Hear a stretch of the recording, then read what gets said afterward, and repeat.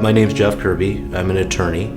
I went to law school at Wayne State University Law School, graduated and started at a smaller personal injury firm for about a year. I also did other areas of law, probate litigation, tax appeals, criminal law, and a variety of other things. And I really like personal injury law.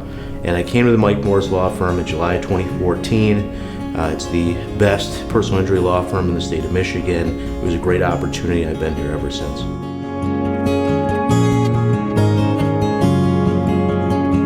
You know what, I was thinking about this. I really like to own a restaurant. I really like to interact with the public. I really like to cook. So I think that'd be a great job for me if I wasn't an attorney. I want my clients to know about me, specifically that I'm a sincere guy, that if you come to me and ask me questions, I'm available. I'll answer your questions. If you ever have any questions, I'll try and answer them and give you a good answer, or something that's not just obtuse, that you can actually take back and understand what's going on in your case. I think every client should know what's going on in their case. I think that's very important, and I really, really focus on that whenever I handle a case here at the Mike Morse Law Firm.